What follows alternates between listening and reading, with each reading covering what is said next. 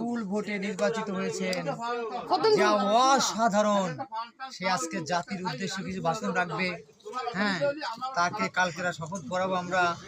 এবং সে খুব মানে ভোটে জিতে সে খুব মানে উল্লাসিত এবং খুব আনন্দিত, এবং আজকে সে খুশি হয়ে জাতিকে কিছু খাওয়াবে এবং জাতির জন্য কিছু ভাষণ দেবেন। নেন, আপনার কাছে মালিক মাইক তুলে দিলাম, আপনি বলেন।